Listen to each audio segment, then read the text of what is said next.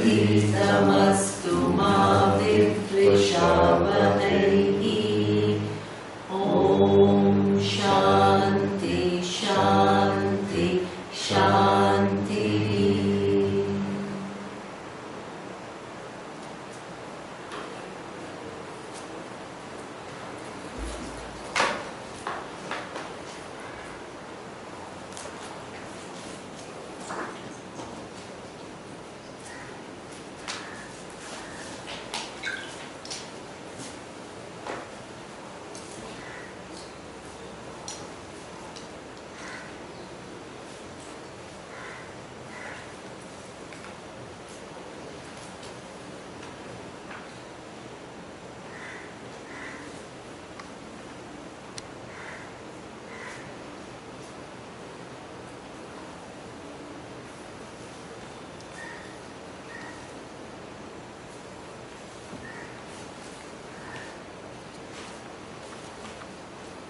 So the next prakaranam we saw is Advaita Prakaranam.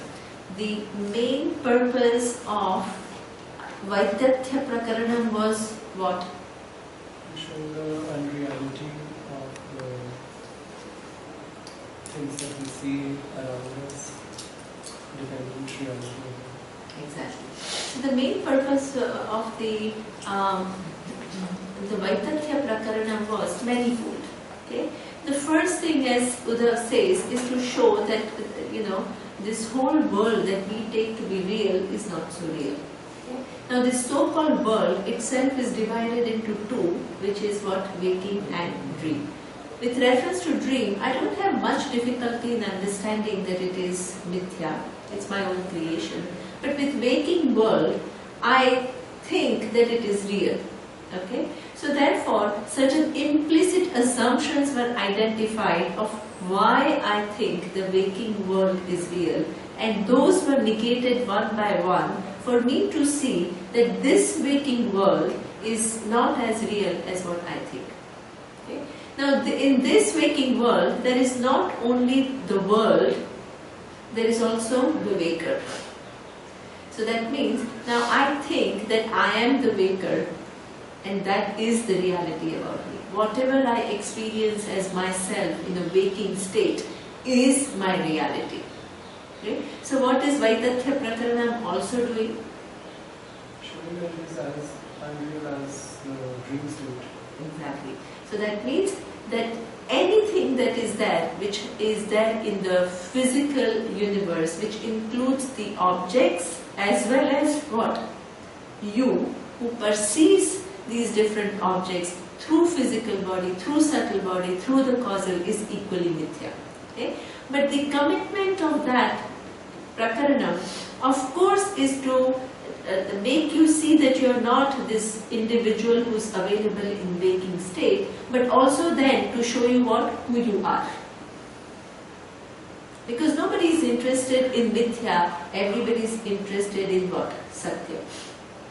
So then it also shows you that if you are not the waker, then the next question is, who are you?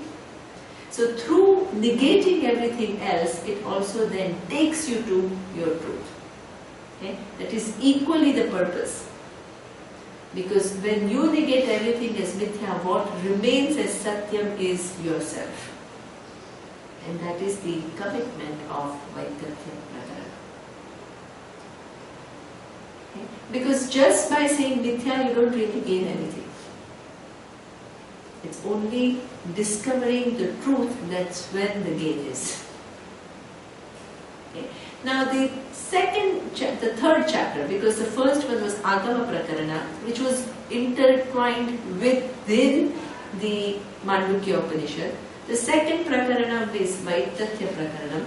The third Prakaranam began, and the name of that Prakaranam, the chapter, is Advaita Prakaranam. So as you can guess, what is the main theme of this chapter? The oneness. The oneness. Okay? So it wants to show you that there is oneness. Because the Upanishads, when they are talking about all, they are employing this whole methodology, okay, of all this Vaishva and Virat and Tejasa and Hiranyagarbha and Prajna, and you have so many different names, right? And Ishvara, and then Satyam, Jnanam, Anantam, Brahma, then Atma. There are so many names, right? So then you get confused as to what exactly Upanishad wants to show me through all this sophisticated methodology. Okay? So in the third chapter, what Gaudapada is doing is saying that with all this, what exactly has Upanishad shown you? It has shown you that all that is here is one. One non-dual Brahman. Okay? So that is the theme of the chapter. Now, the chapter, the first verse that I have selected began with something which is very interesting, because it said that the people who relate to, they do upasana. Upasana for gaining Ishvara means that, what is the orientation? It's a wrong step in the wrong direction. It's a wrong step, because my whole pursuit is, what is my reality? My reality is, I am away from Ishvara. Okay? And then what I need to do something to become one with Ishvara. Okay? And then I have all these very serious pursuits for becoming one with Ishvara. No, it's so crazy. We have done it for so long. That's Trying to gain something. Exactly. Just Yes. turned me up. Yes. Totally turned me up. Still processing it. And it will carry on for a long time. Right? So now, the very starting point is wrong. And this is why he says the people who keep that orientation, right, that I'm away from Ishvara and this is the reality, then through an action I will gain Ishvara. That itself is what the person is not using the brain accurately. It's a krupana, is a miser, because it's starting from a wrong standpoint and becoming very involved and very seriously involved in that pursuit which has a wrong starting point. Okay? So now there is a flip side to it, and which is also equally dangerous.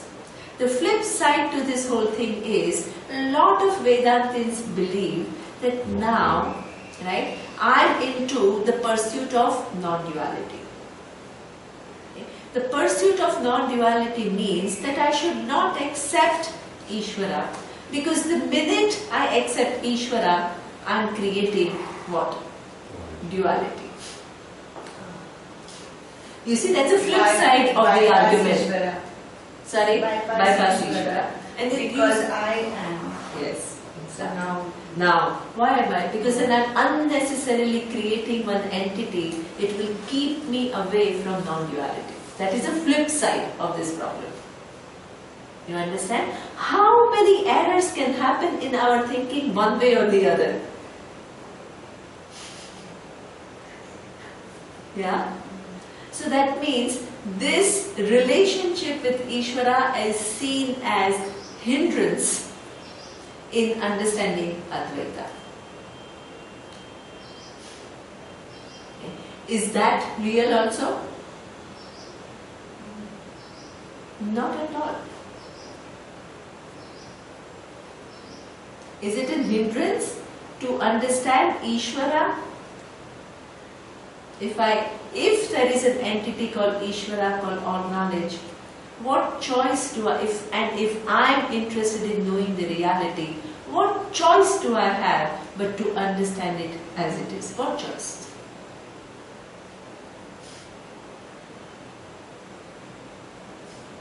So that means if in fact Ishvara is,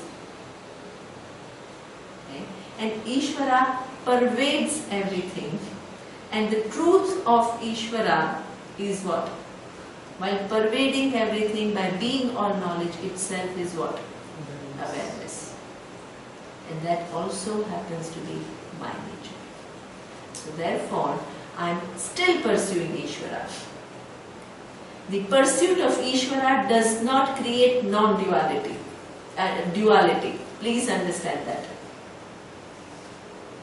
Because the truth of Ishvara happens to be my truth. So therefore, now I am pursuing Ishvara, but to know the truth of Ishvara,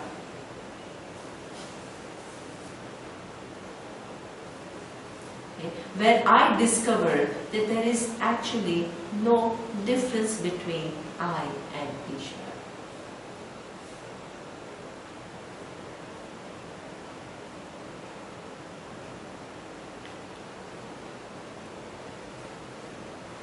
Okay? That is the pursuit. And therefore, don't think, either you can think of Ishvara as what?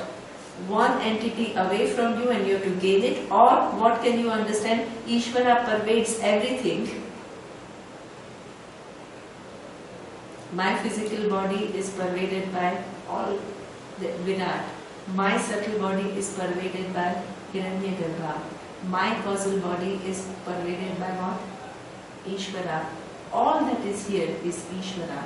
Here there is a difference of what? Vyashti and Samashti. And one individual, Ishvara is the entire physical. And one mind, Ishvara is what? The entire subtle. And one causal, Ishvara is what? The entire causal.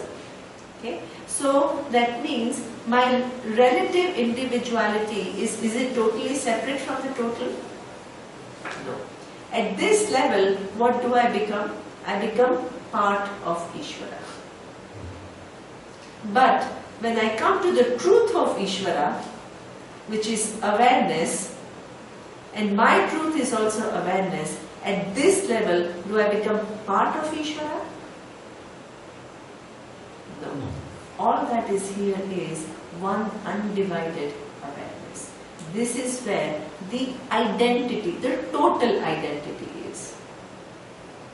Just like at the level of wave and ocean, what does the wave understand? I am part of the ocean. Ocean is not an entity, as Surya was trying to explain in the previous class, totally away from it. I am included in the ocean. And I am a small part, and ocean is what? Very big. I am not confused with reference to that. But if I look into the truth of the wave, then it is water. And if I look into the truth of the ocean, it is equally water. Is water divided? Water is just non-dual, one. On one hand, it appears as the total, which is what we call ocean. On the other hand, it appears as what? The individual, which is what we call what? Wave. At the level of water, there is complete non-duality. At the level of wave and ocean, you are included. You as a wave are included in the ocean. But there are no three realities: wave, ocean and water.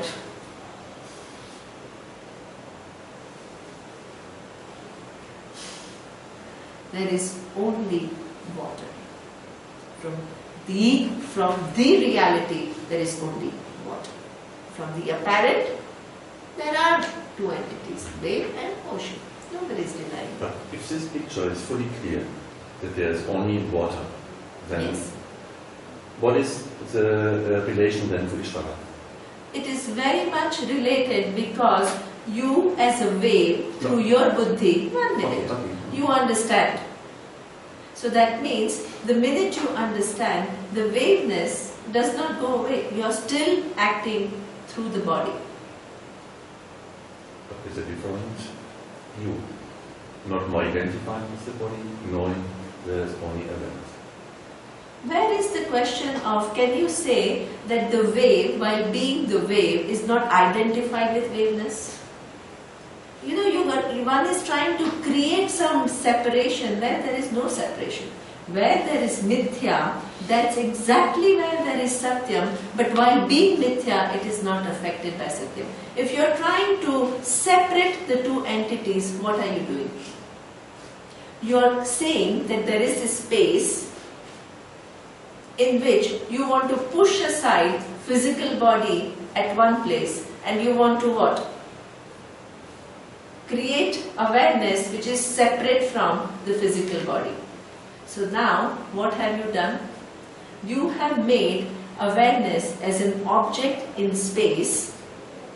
You have pushed aside the body on one side, and you now want awareness as unattached to the physical body.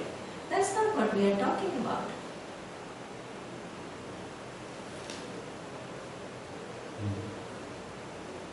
Because you may think that you are now in touch, the wise person is now in touch with reality. In fact, if that is the vision of the person hasn't understood.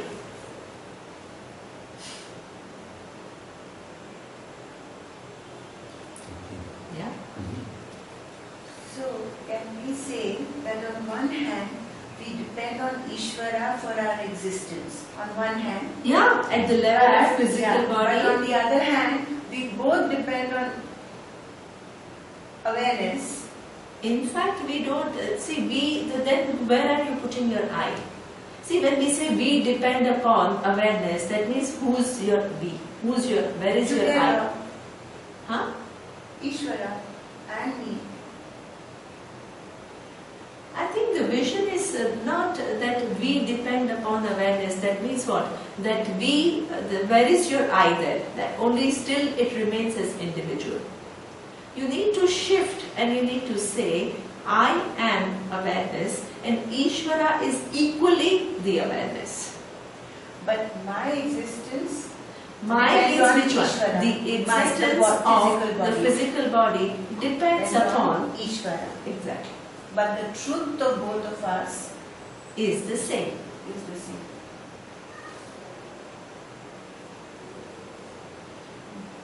Yeah. While listening to this, there is this thought that we all are one, which also means that there are going to be psychopaths, there are going to be say rapists and all such Yes, people, exactly. and they are also our part.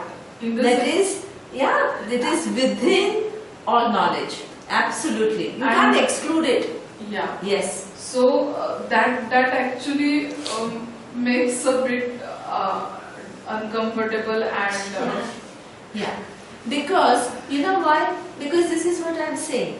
In fact, if you're dukkha, if you think that it is dukkha of Ishvara, you will be in big trouble. If the adharmic actions on part of an individual, if you think Ishvara is becoming adharmic, that is a huge problem. it is on subtle and physical level. What is happening is, due to veil, you are given free will. That person is using free Free will will in a wrongly. wrong way. So therefore, that person, and then that person has to pay for it. This is Ishvara. Ishvara is in form of laws. As I said, while giving you the free will, in form of what? Arranging all the neurons and chemical and electrical things, itself is what? Is kept the neurons criminal? Is the chemical criminal? As the electrical connection criminal? No. Action is Exactly. So that means who does the action? The person using the free will. What is Ishvara? That whole arrangement which gives that possibility. How you use your possibility is now what? Your prerogative, and Ishvara as a karma phaladata gives you result for it. While making it all possible itself does not become criminal. This is very important, because otherwise, if one person is dukkha and if Ishvara is everything, Ishvara will be compounded dukkha. If one person is ignorant and if every person is ignorant, Ishvara will become what? All ignorance. If we are not understanding the vision accurately. This is why we keep on saying B is A, but A is not B. This is what makes Ishvara all-pervasive and at the same time free from what is going on. Otherwise, one person is criminal and Ishvara will become what? The compounded criminal that are there in the universe. It's the biggest criminal.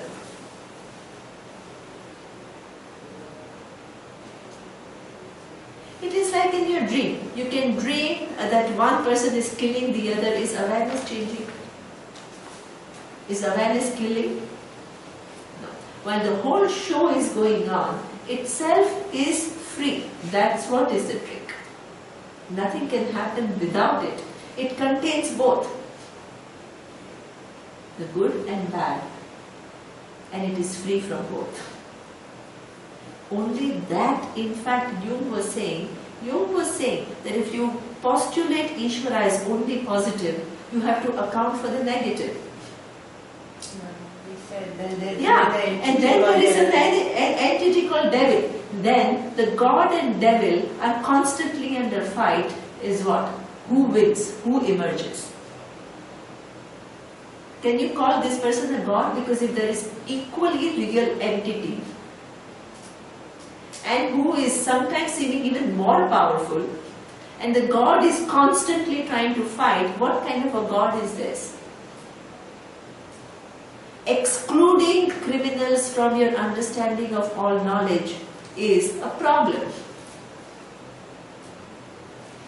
It is also like we may dream that I have killed somebody, but I don't wake up as the killer.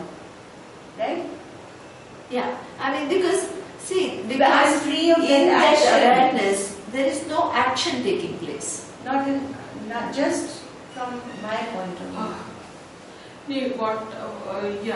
But accepting someone as a part of whole who is beyond your value system.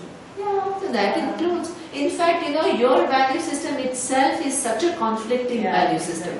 See, one thing is I'm all right and I'm thinking everybody else is wrong. That itself is a big delusion. Because you yourself have got some value system which is okay and some is a distortion. And everybody is like that in different degrees. And Ishvara includes all of that and itself is free from all of that.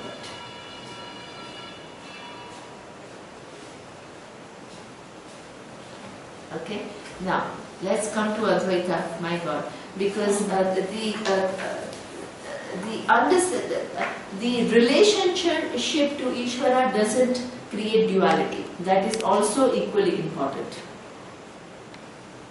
Okay? If you see Ishvara as pervading everything and you then want to understand its nature, then it is not against non-duality. That is something that you have to understand.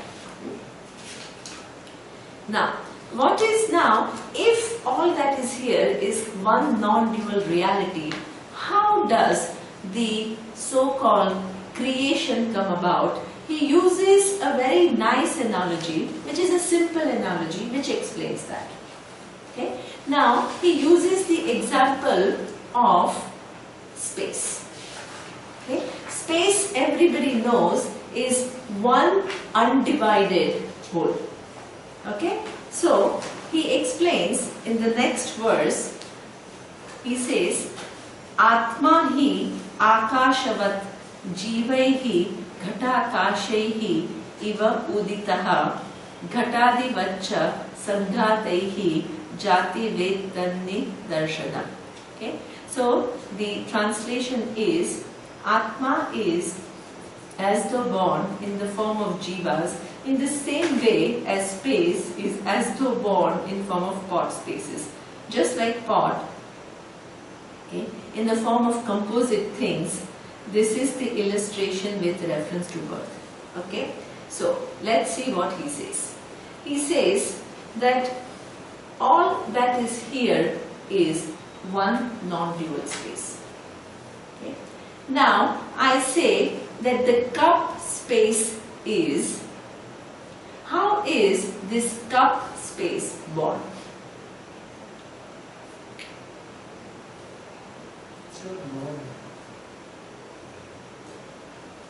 But still, if it is not born, why would I call it pot space?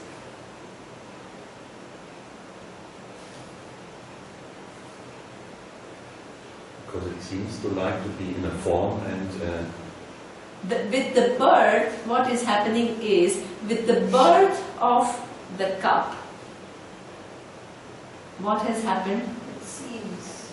It seems as As if though it has a separate this space cup, inside. exactly, the birth of pot space has happened. But in reality, as Uddhav says, has this space undergone any change to become something called pot space? It appears to be what? Coming into being, the pot space.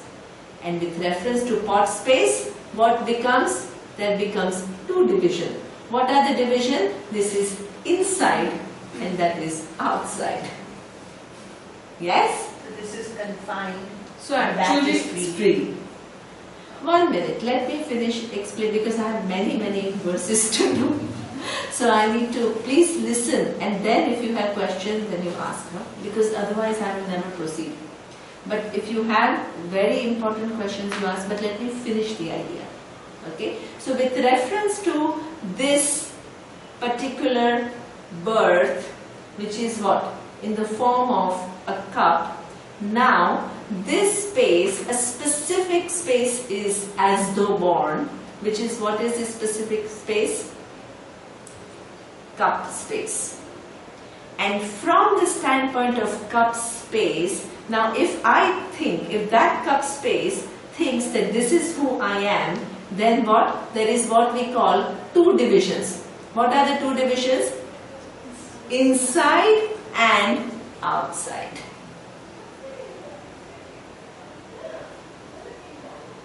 And as long as the cup is there, the pot space behaves as though what? I am this much, and then everything else is what? Outside of me. Bring back the same example with reference to awareness now.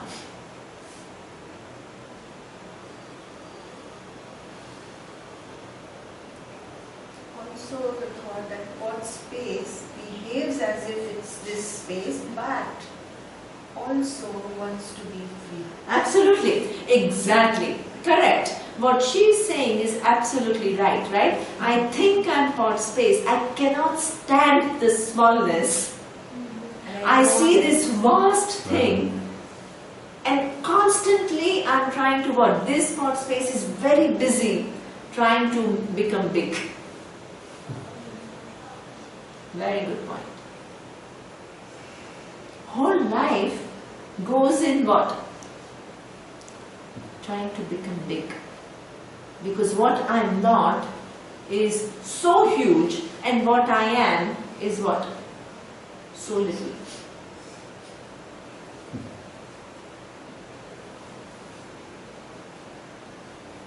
Bring this back to awareness now. I'm not confining this body. Exactly. Now, just as this cup is born, which gives rise to internal space and external space, when the body is born and your mind is born, what happens? The awareness seems to be what? Confined to this body and mind. And what do you conclude? I am what? As good as the body and mind. And everything else, this awareness seems to be confined to the body and mind, and everything else is what? External, outside. It's also like a frog and pond well example. That means this body and mind as though confines awareness. Has awareness ever been confined by this body and mind? No. But this is what we think is the birth of I. The birth of I is defined by what? The birth, just as the birth of cup space is defined with what? The coming into being of a cup. The birth of I, the awareness, as though is defined by what? The coming of the body.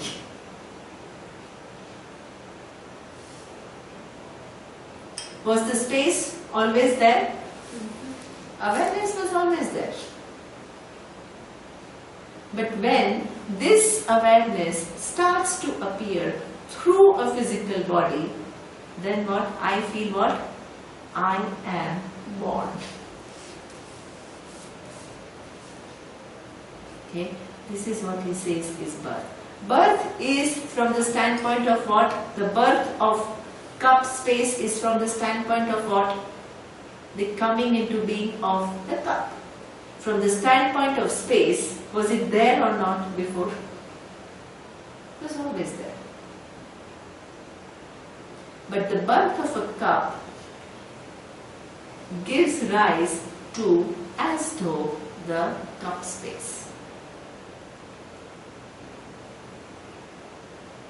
You had something to say? But it was related to this. No result. Now resolve? Yeah. Because I need to finish the ideas, because otherwise people don't understand the ideas accurately. And I have only 2 days, so that's why. Sorry. Okay. So this is what he says, that just like Akasha, how are jivas born? The so-called, so many different individuals. Now, this cup space is born, that cup space is born, that bottle space is born, this room space is born. Many, many different spaces are born. Your stomach space is born. One space, as though, gets confined, and from that standpoint, what? It appears like one entity, another entity, third entity, fourth entity, fifth entity. In reality, is space divided? No. So this is what? The jiva is what? The awareness seen from the standpoint of what? One given body and mind. How many jivas are there? Jivas are Many jivas are many. Many. Exactly. How many awareness? One. Exactly. Right? The spaces, the what seems to confine space are many. The jug space, the cup space, the stomach space, the room space. Right? What seems to confine space are many different sizes, shapes, many different objects. The space seems to be what? Room space. Why do we call it room space? Because with reference to this room, what is space which is inside, you call it what? Room space. And what is outside is what? Not room space. Within this room, there is this cup. Again, you are making another division. Not only there is room space, but there is also what? A cup space. So now, how many spaces you are seeing? 3. Because there is outside space, there is room space, there is cup space. Then you say, oh, but even in this bottle, there is space. Now, how many spaces are you seeing? 4.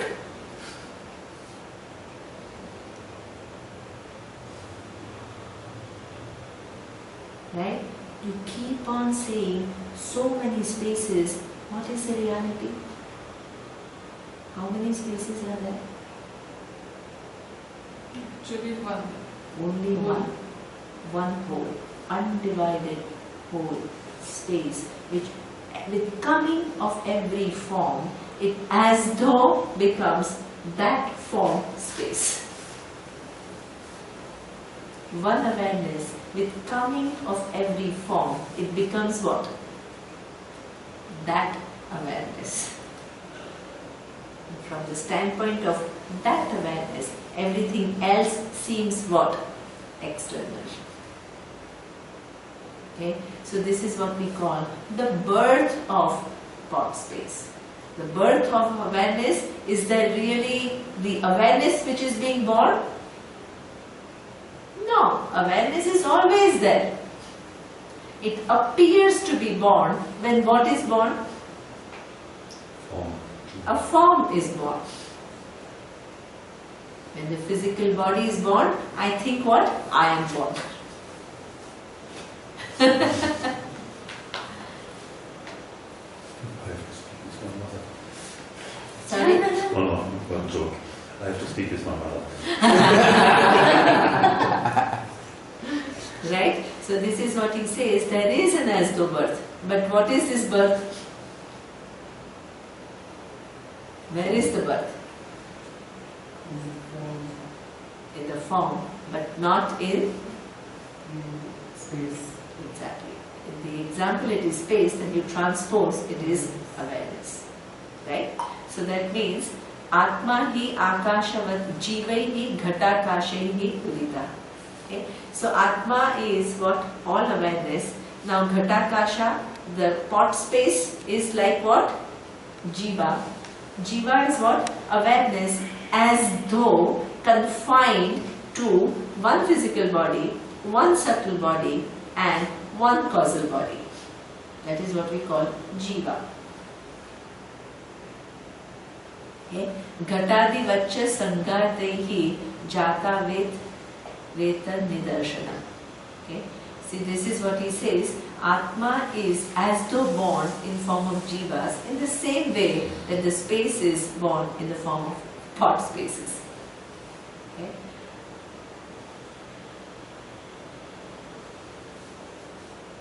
This is the illustration which is used with reference to birth of an individual.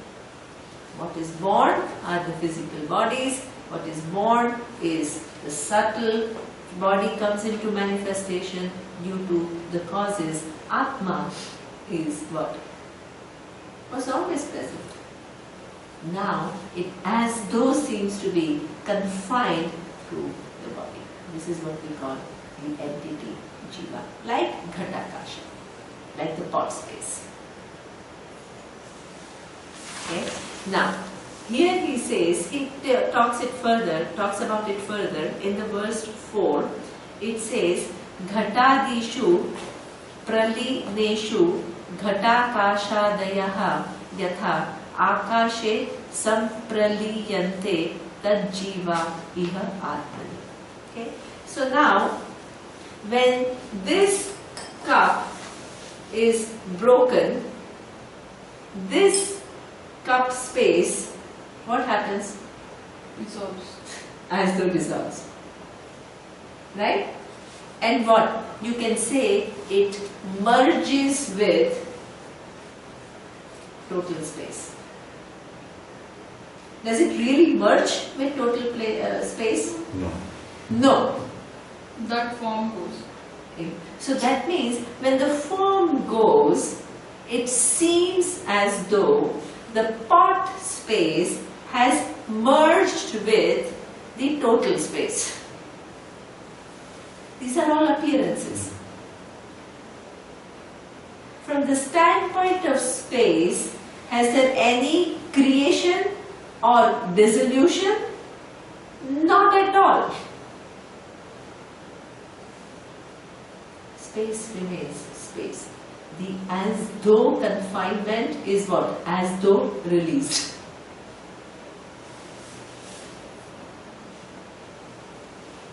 Okay. Now, in the case of, what is the difference between this pot space and the jiva? This cup, when it goes, the cup space is completely free from the confinement. Okay? But when this physical and subtle body goes, okay, the causes, do they remain or not? They do. Okay? Because the causes remain, what happens? They come back with another cover. You see? There is a question asked in one of the Upanishads that they say, okay, you are saying this, that means when we pass away, when this physical body goes, everybody merges with what? Everybody is that awareness. So what is the difference between a wise person and a non-wise person? There is a question asked. So what is the answer to that question? If the causal remains, then what happens? You will again come back. Another form. Because the causes still remain. But through inquiry, if you figured it out that awareness is never born, is never dying, it never performs any action, then what happens? The causes go away. So that means you are not born again as what? One form. Experiencing awareness through only that form. That is what we call moksha. You are released from what? This another as though confinement of this Atma.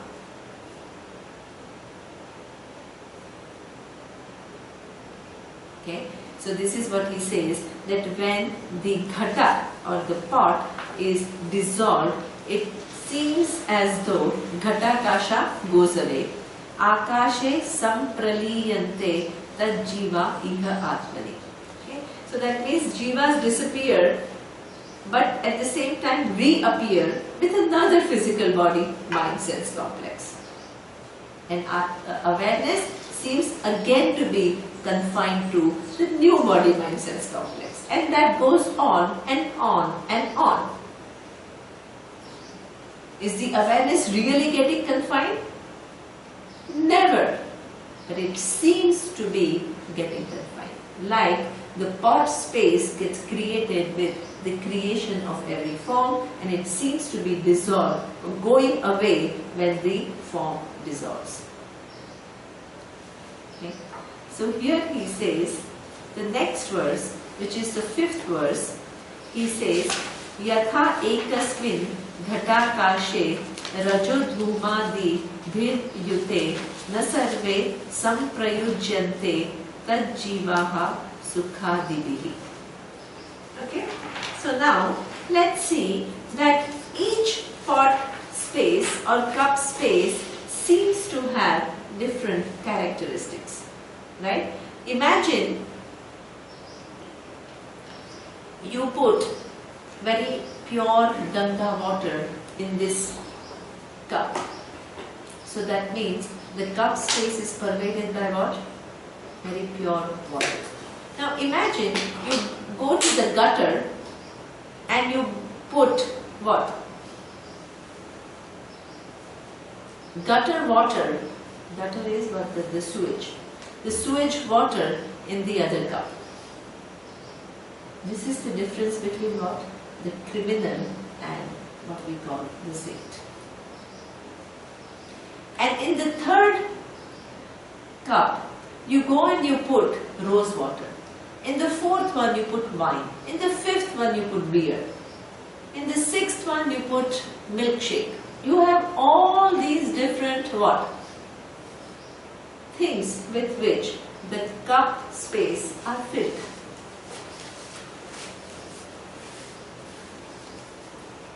While all those differences are there, because beer is different from wine, and wine is different from Ganga water, and Ganga water is different from sewage water, nobody is denying that. But while containing all these different waters, is the space ever taking on the characteristic of Ganga water? Is the space taking on the characteristic of Ganga water or sewage water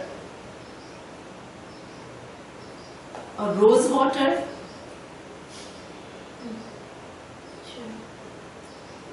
True, right? there are differences. We are not denying differences. But where do those differences lie is the question.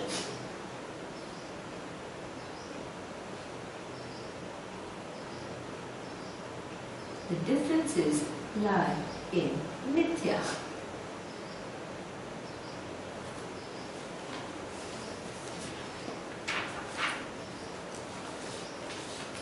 And even within mithya, the ingenious arrangement is that there is no one thing called mithya. Okay? Within mithya you find what? Forms within forms, within forms, within forms, within forms, as Surya was saying. Names within names, within names, within names, within names. And the arrangement is such that at every level, the previous one is free from the characteristic of the letter. The wood is free from the characteristic of what? The table. At every level. The table can be big or small. The wood is not big or small.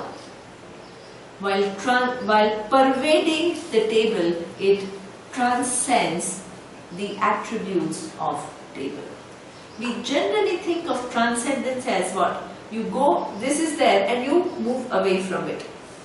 The turiya that Mandukya Upanishad is talking about is not leaving the physical, subtle and the causal and going and experiencing some bliss where there is freedom. We are not talking about that.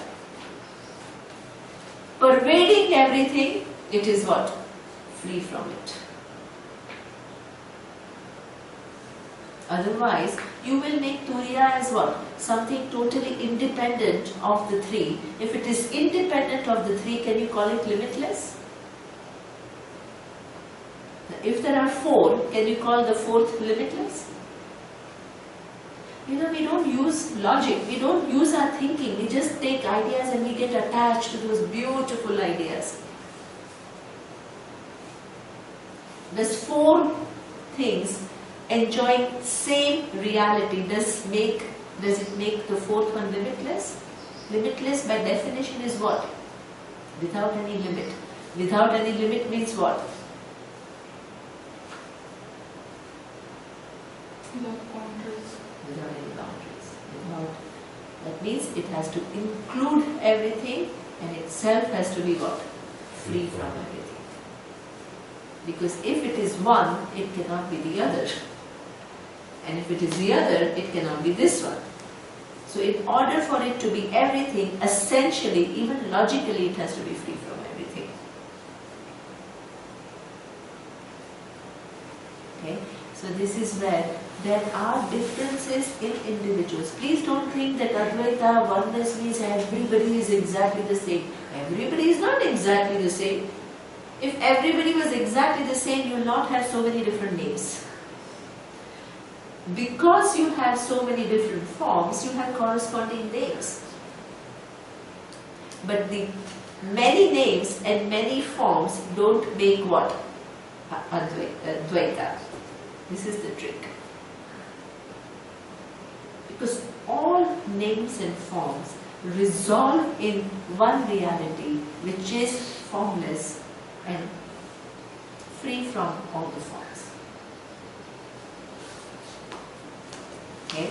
So this is what he says, that the jivas are many because their physical bodies are many, their subtle bodies are many, and their what? Causal bodies are many. No doubt about it. Okay? But just like in one glass there is what? Wine, in the other one beer, the third one is rose water, fourth is ganda water, fifth is milk, sixth is milkshake, seventh is chas, all that is there. Sewage water, everything is there, range. But while accommodating all these different drinks, the pot space, the cup space is always free from the characteristics of what it accommodates.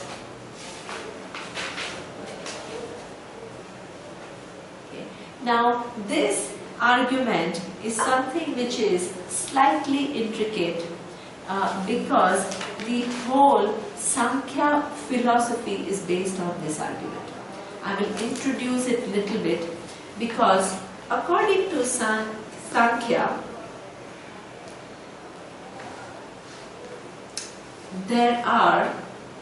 they say, you people, you are talking about Advaita. Advaita means oneness. If oneness was the reality, when one person is happy, everybody should be happy. And the one is sad, then everybody should be sad. So therefore, this idea of oneness that you have, we don't agree with. This is Sankhya. So according to them, right, there is something called moksha, because they are also looking into Veda. So what is their idea of moksha? Their idea of moksha is that, I think a little bit of what Monica understood earlier. Okay? You do have to separate Atma, this Purusha, from Prakriti. Okay? So what is the Prakriti? The Prakriti is the physical body. One minute. The physical body, the subtle body, and the causal is what we call the Prakriti. And who's the Purusha? The awareness, which is separate from what? The physical, subtle and causal body. Okay? So that means I am one Purusha. This is what according to them is moksha. Because there is a mix-up. Because I think I am the physical body. Now what do I have to do? I have to separate. So now I know I am separate from this physical body, subtle body and causal body, which is what? Prakriti. And what is Purusha? Purusha is awareness separate from Prakriti. Okay? But how many Purushas are there? Many, according to Sankhya. Because their argument is, if it was one, then if one person is happy, everybody will be happy. So therefore, they are saying that I am awareness, she is awareness, she is awareness, he is awareness, but there are many awarenesses. Which are, it's true that I am separate from physical body, mind, sense complex, right? But it's not one, which is what we call in Advaita philosophy. In Sankhya, you come to many. And you ask them, why have you concluded that there are many different pockets of awareness? What is the reason for doing so? They are saying, if it was one, then when one is happy, others will be also equally happy. Where is that mistake? Now figure out where is the mistake in logic. Happiness is on subtle level and awareness is Excellent. Right? So Advaitin says, we are not denying that you what? Somebody is feeling happy, somebody is feeling sad, somebody is feeling jealous, the other one is feeling compassionate, the fourth is feeling caring. There are all the differences. We are not denying that. But where do they exist is the question. And that's exactly, your answer is absolutely right. They do exist. Where do they exist? At subtle level. Can you attribute it to awareness? No. Like this example, we do accept that the waters are different. But because the waters are different, the space is affected is what? Your conclusion. That is not true. While waters are different, the space is always free. While the subtle bodies are different, awareness is always free. That's why you can have oneness and still many different minds. Mind of a criminal and mind of a saint.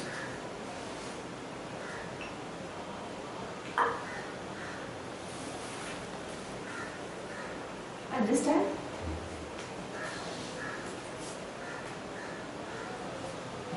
What does Advaita mean? We have to be clear. Because immediately Advaita means everybody is the same. That is such a simplistic way of thinking.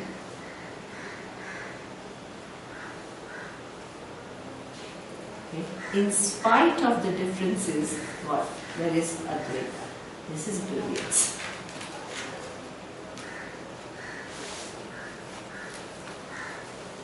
Then there is another aspect of Sankhya which differs from Vedanta, which I will talk and then we will stop. Okay? Then for them the whole pursuit is to separate Prakriti from Purusha. Purusha is awareness. Prakriti is what? Physical body, mind, sense complex. Okay? But Purushas are many. And the second difference is Prakriti and Purusha are two equally, they both enjoy the same order of reality.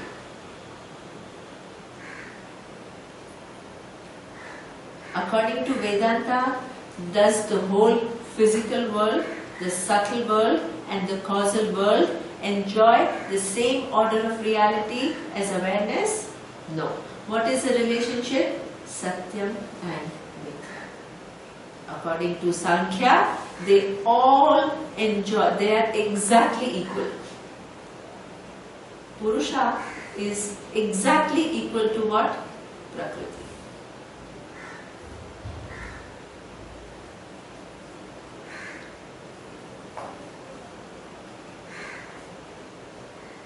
Because they are, and the Sa Ishvara Sankhya makes yoga.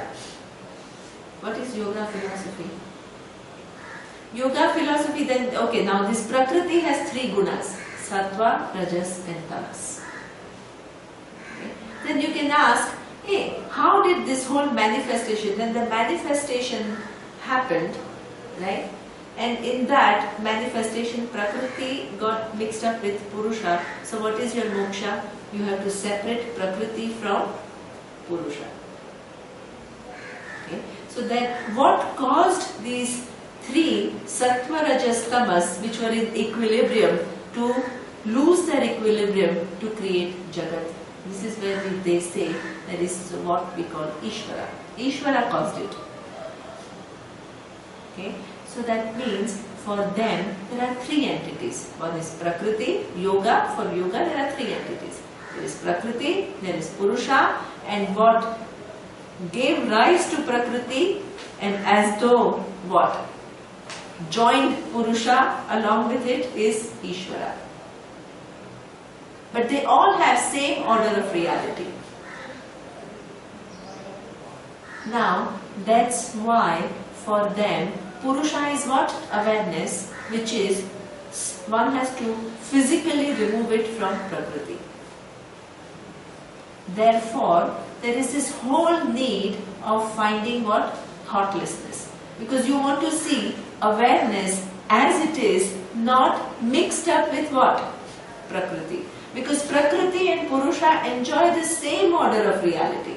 So you constantly have to remove what? The Prakriti from your awareness. So you are chasing what? The unchasable. Every thought becomes a monster. Now I understand the difference. You understand the difference? Now I understand. I'm so afraid of thoughts because the minute thought comes, what? I don't know, I'm not in touch with awareness. I want to remove it. I want to physically remove thought from my awareness because Prakriti and Purusha are almost same order of reality. And the whole pursuit is seeing awareness without any aspect of Prakriti in it.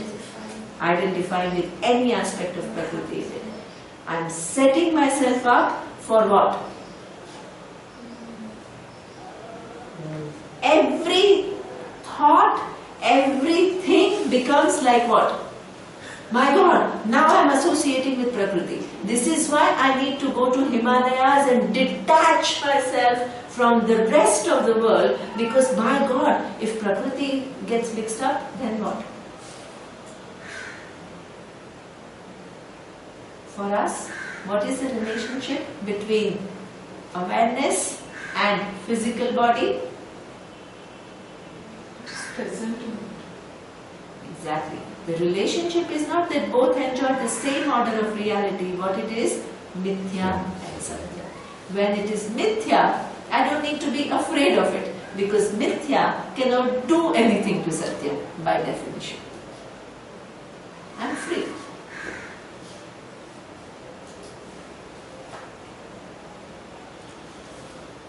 Mithya entirely depends on Satyam, and Satyam, it never gets affected by Mithya.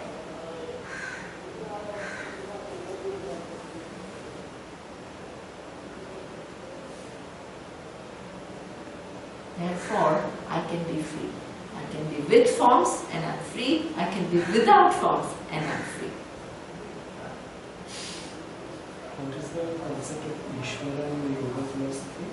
Yoga philosophy is that Sattva, Rajas, Tamas, which is Prakriti, is kind of in a balance where there is no creation.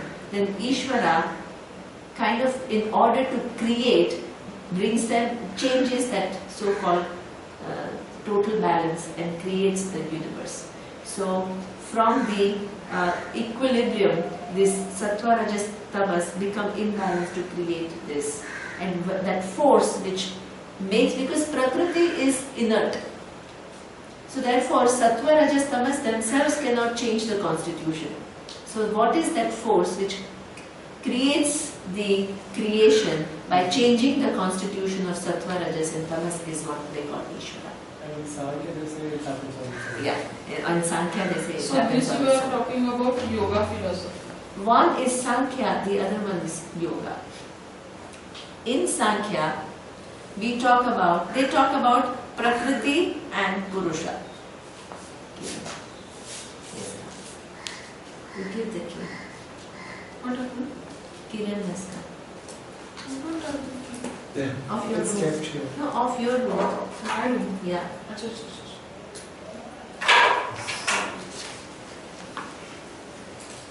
To clean. She is going to.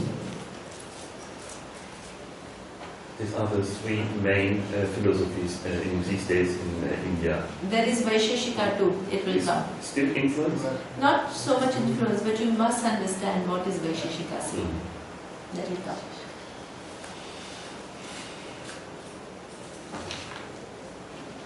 Okay, so what is the difference between Sankhya and Yoga? According to Sankhya, there is Prakriti. So you can ask, what is Prakriti?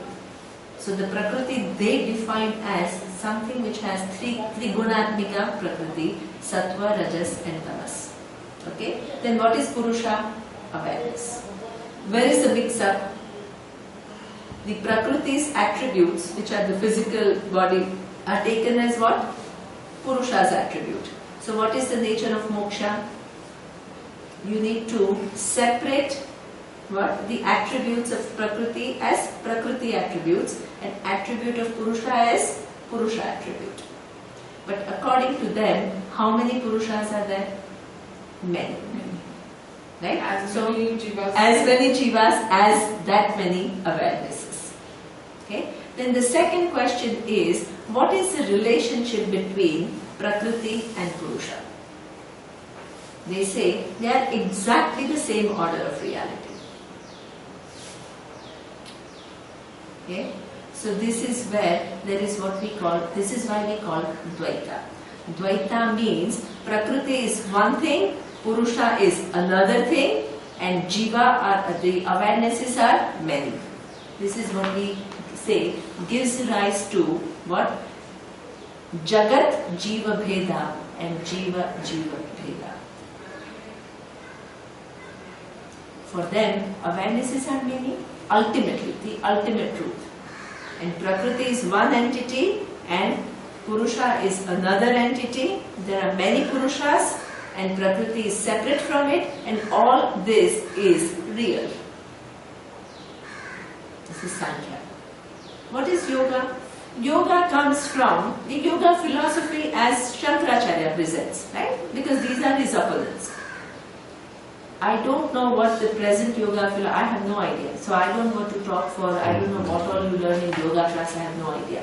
But as Shankaracharya presents yoga philosophy, which was going around at that time, what he says is, now some people ask, you are talking about Prakriti being totally jada. Jada means totally inert. Because Purusha is the one which is awareness.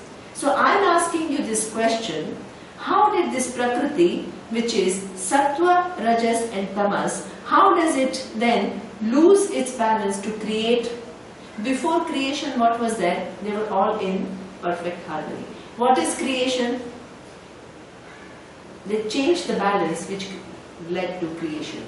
Then somebody asked, but if they are inert, how can they go out of balance? Then comes yoga philosophy. They said, oh, there is another entity now.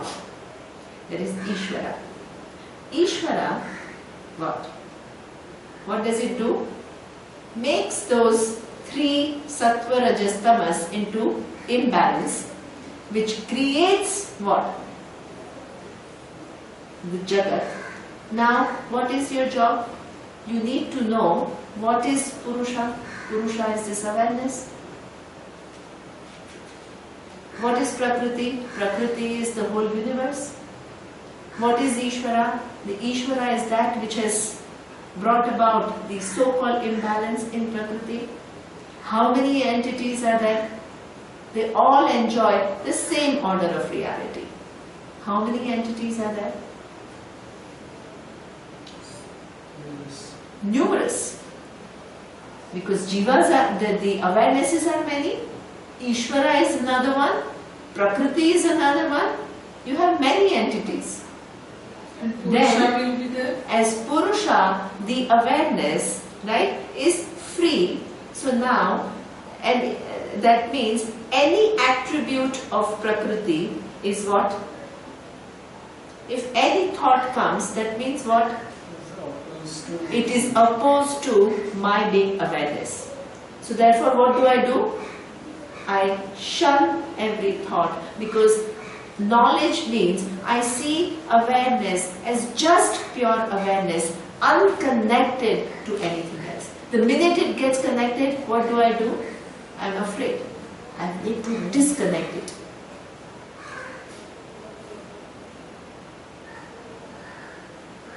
Because that is seen as knowledge. Sankhya, Yoga and Vedanta, all looking at the Vedas, coming up with totally different ideas.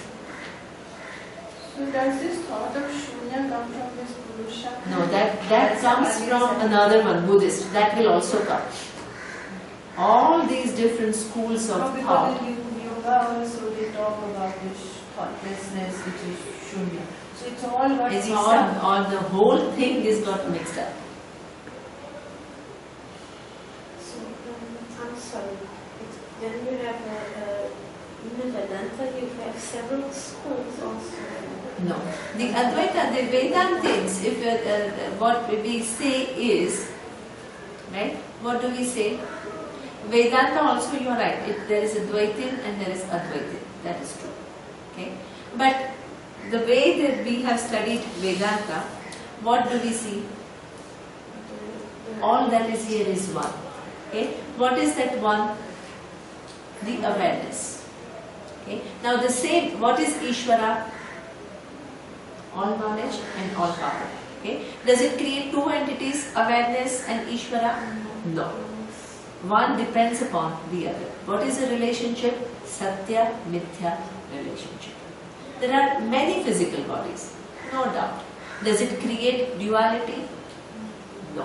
Why? Because everything is inside the other. Exactly. Because every form, including that body, is what? Mithya. First you collapse the physical body into Ishvara. Then you collapse what? The subtle body and all the bodies into Ishvara. Then you collapse one causal and every causal into Ishvara. Then you say even that all knowledge also is what? Dependent reality on that awareness. Awareness is the only undivided whole which is all pervasive, pervading everything. it is free from everything. Everything else is there, but they are mithya. That's why it makes it not dual. Non-dual does not mean we collapse forms. Right? That you want to try to keep away from forms. Or you take away forms from your awareness. Different. Okay? Om Purnamada Purnamidam Purnat Purnamudachyate Purnasya Purnamadaya Purnameva Vashishyate. Om Shanti Shanti Shanti.